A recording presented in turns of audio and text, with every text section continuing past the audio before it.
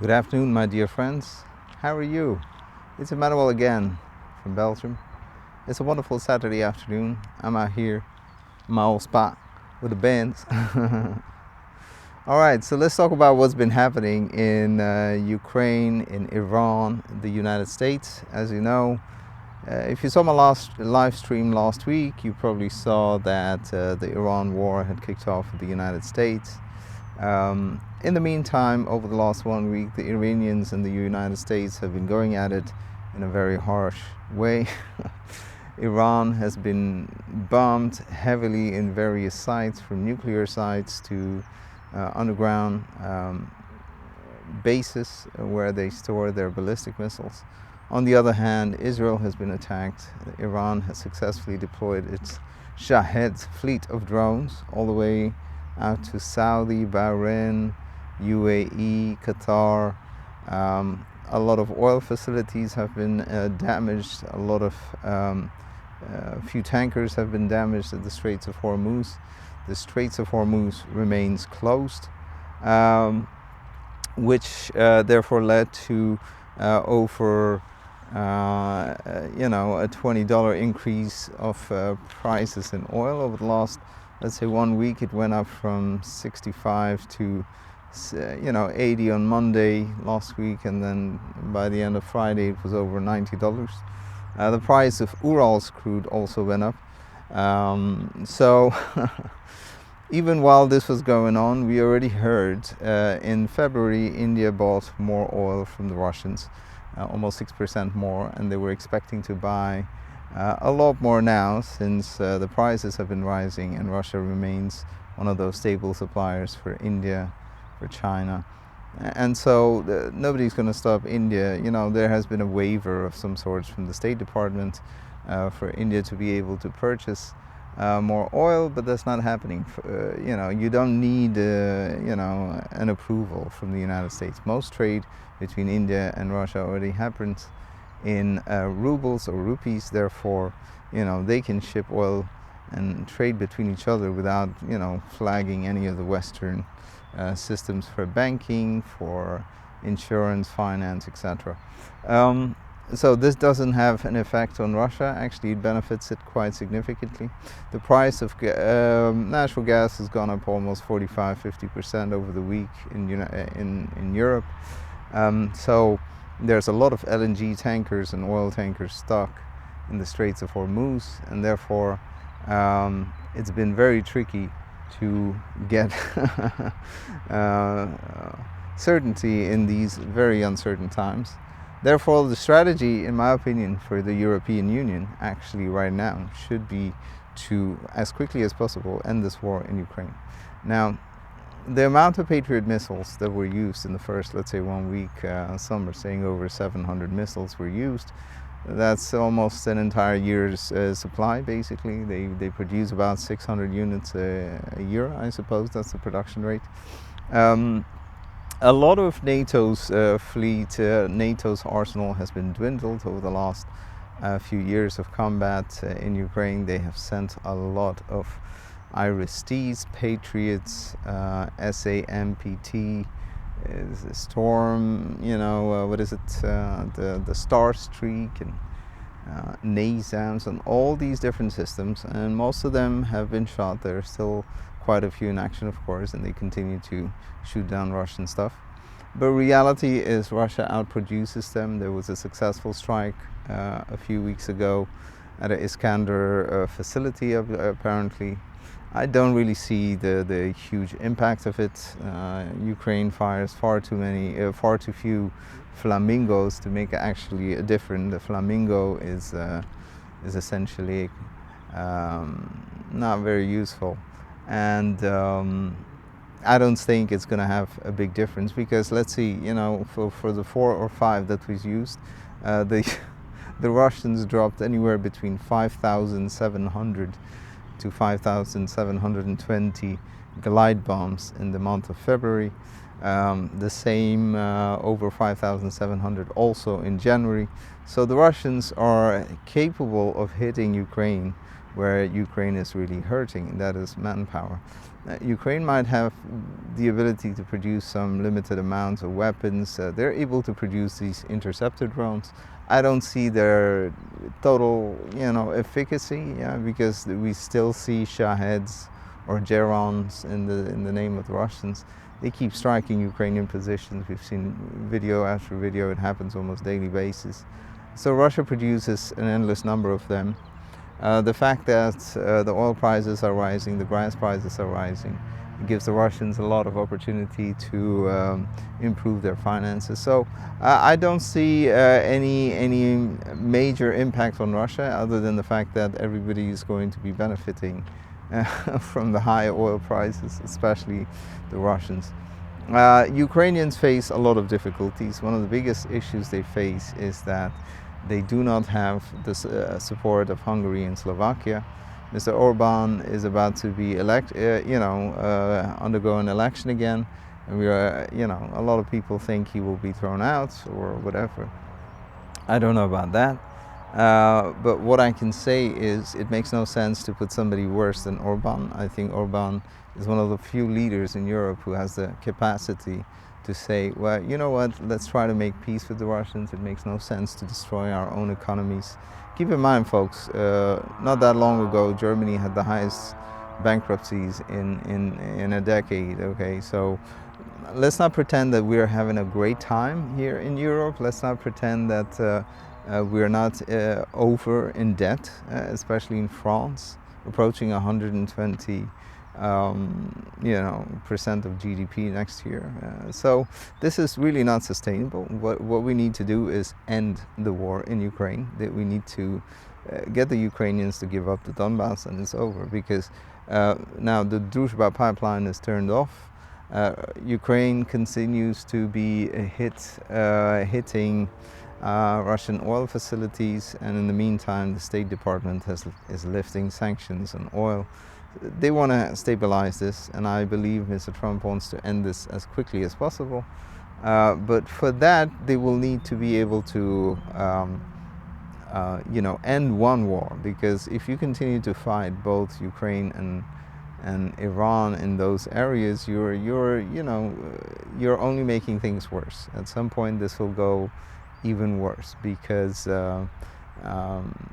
it's just two major wars that are ongoing, and one needs to end. That's the way it is. If this continues down the line and Ukraine continues to hit oil and other facilities, Russia will have no choice but to up its tempo. And Russia currently uses maybe 12% of its air force to perform daily combat missions in Ukraine.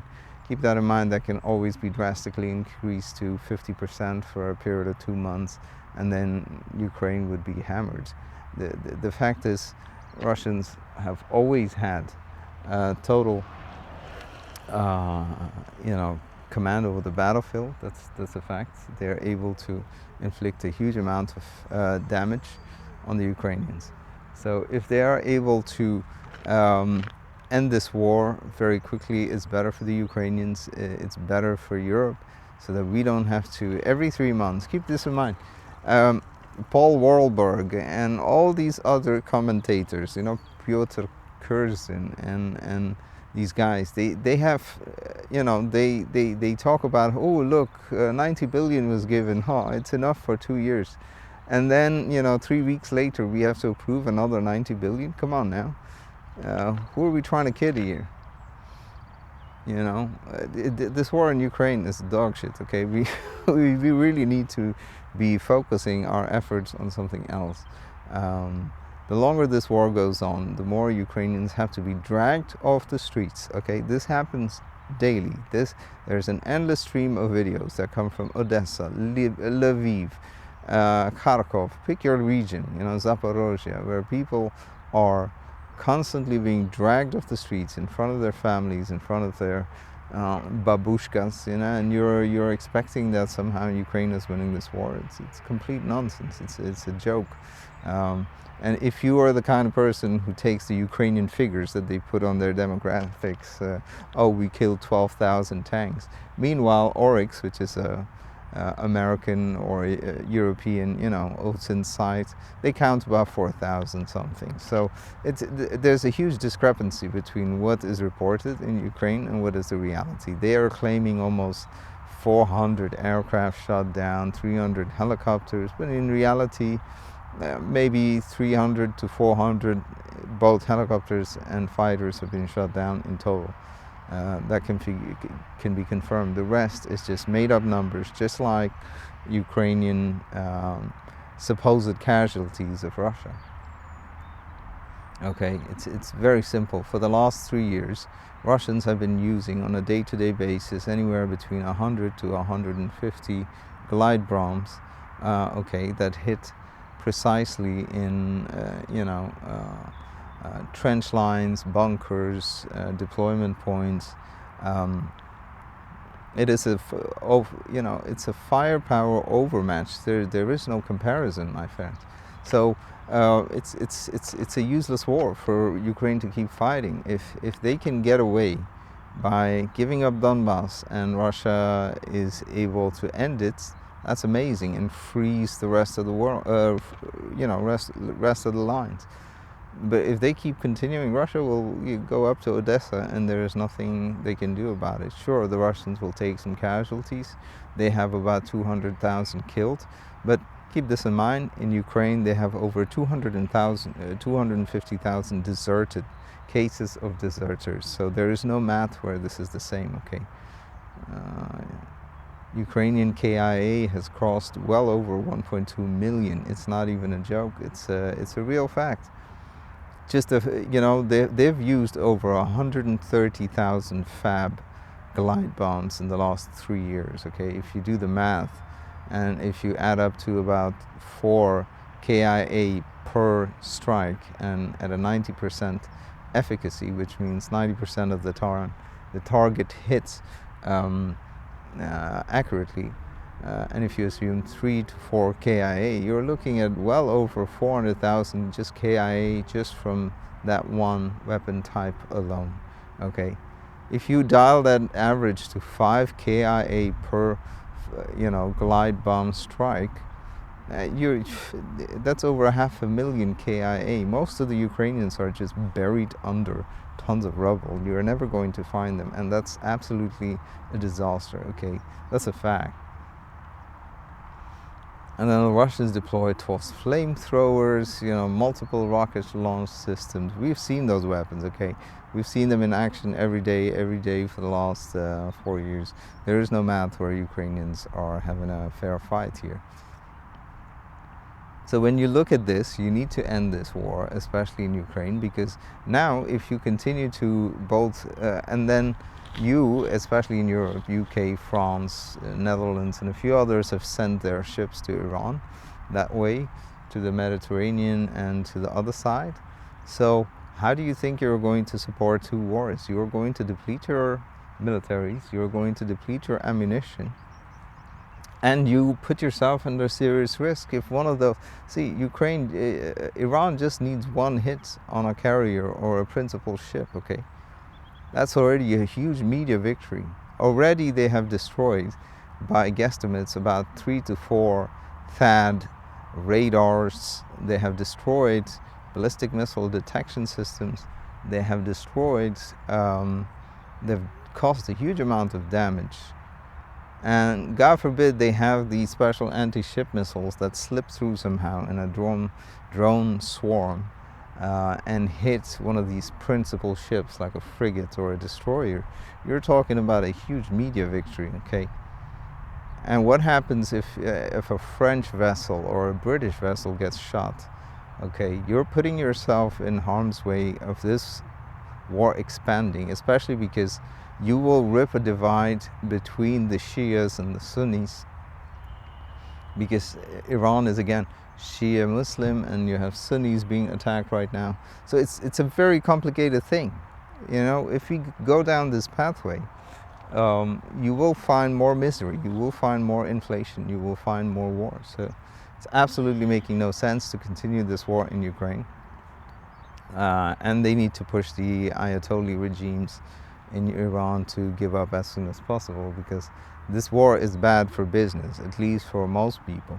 For a lot of people, yes, the ammunition, the arms business, they always benefit from this kind of war, but nobody's going to benefit, especially people like you and me, are not going to benefit from huge amounts of cost increases, inflation, uncertainty in the market. It's all unnecessary, folks. So I think Ukraine can continue to fight, but it will only deplete its own manpower, and at some point they will have to come to the realization that it's over.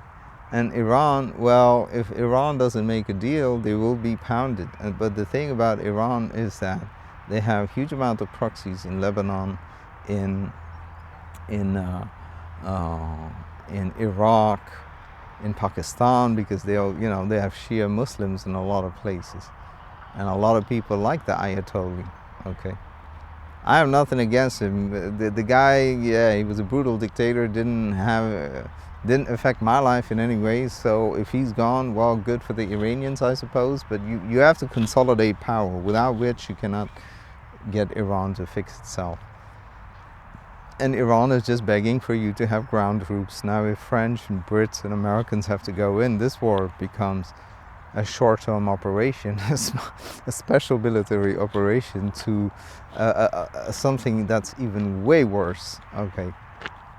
And everything is a target at that point. Keep in mind, there are a lot of Shia Muslims, not to equate one to another, but when ISIS was created, there were a lot of terrorist attacks in Europe. Okay, it doesn't take a genius to say that you will also have the same problem. You might have similar problems. You already have Christmas markets mostly run over every year in Germany, in France. Some cuckoo gets in a car and rams through. So that can only get exasperated, and EU will face a brand new, boatload of immigrants, really. And this is not something that you really want at this point. You don't want.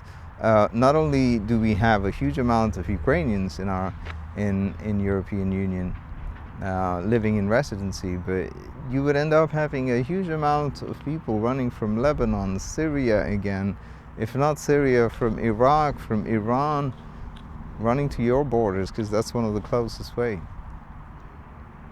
Okay, so we in Europe need to get our heads out of our cuckoo headland, wherever we are, and to fix our neighborhoods, and talk about, like, okay, the Russians have won. They have taken that piece of land, and they continue to, Ukraine took some 200 square kilometers, but they are staying there forever. People haven't figured out after 4 years that the first usual lines in the Russian doctrine are quite elastic. You can get to the second line, and still they will keep hunting you down till you run out of steam. That's the way they work.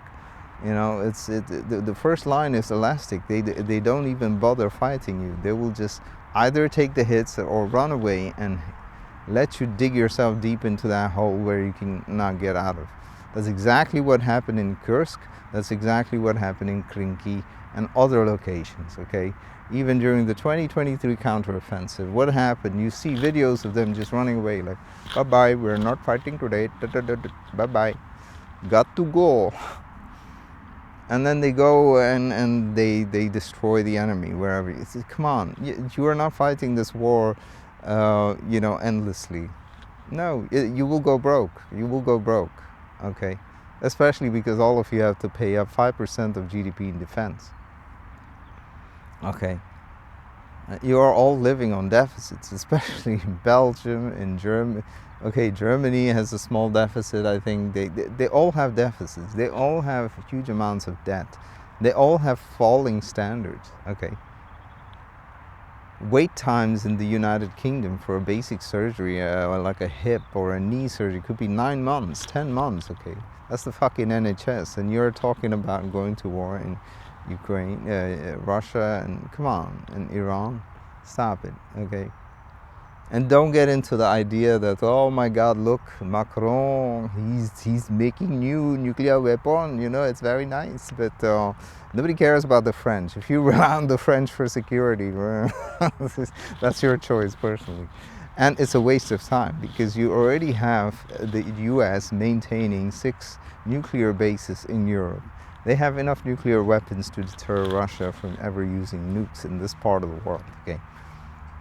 So you don't need to waste time. You can, you know, like, oh, it's the French. We are going to depend on them. It's the French. Oh, we are going to build. And some of these countries like Finland, you know, Poland, are talk about nuclear weapons. Understand this. You don't even have the processing facilities. You can make like a dirty nuke, like a dirty bomb. I make a very dirty bomb, but you cannot. You cannot make a nuclear weapon. It takes centrifuges. It takes a long time to enrich and get weapons-grade plutonium.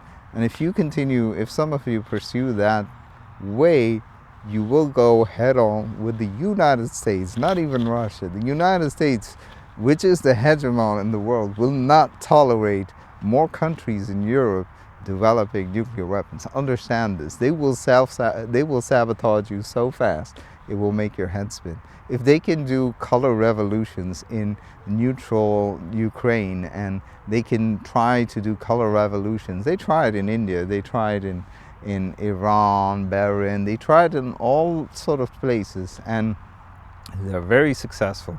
You don't want them to start color revolutioning Finland and Sweden, because they have the cuckoo ideas of saying, oh, we will build our own nuclear bombs. So what are you going to do with it? Those things are expensive, okay? There are already 6 in Europe. Let the Americans, the big boys, will deal with it, okay? We are tiny countries with tiny populations. I've said this before. It makes no sense for us to put our try to fit in like, hello, we are very good, we are very capable. Romania and Estonia, I'm sorry, you're like tiny countries. You barely fit a stadium for an army. The United States, the UK army would struggle to fit the Super Bowl stadium, okay, or probably might just fit it in. Okay, that's the reality. So we are in Europe. We need to end this war, especially in Ukraine. And we need to get our heads out, in the right direction and say, okay, Russia, we get it. We don't want to expand anymore. Enough with that garbage. We will focus on trading between each other. We will trade both with the United States and the Russians. We should be a pole to ourselves, and we should trade with both. Just like China trades with India, China trades with Pakistan, just like America trades with China and Russia. It's just not, it's inevitable, okay? You have to do this. Or else you're just, signing up for more debt, more uncertainty, and this is what you will get. These games, when you play it on the long term, all you're doing is destroying your competitiveness as a single union. So that will not add any value to anyone, okay? If we as Europeans need to do better, we need to invest in education, healthcare, in infrastructure, energy. These are the things that we need to invest into, and dial down on the defense. I understand. I'm a defense guy. Look, trust me, for the last 20 years, all I've been doing is studying different kinds of equipment, defense, and whatnot, strategies. I've seen enough of the second Iraq war. I've seen all these counterinsurgencies. I know what I'm talking about. And so you will spend enormous amounts of monies. You do not need that. What we need now is sense, it's common sense, and there is no, and certain basic facts. There is no European security without Russian security. Just like there is no Russian security without European security. Okay, we need to address that.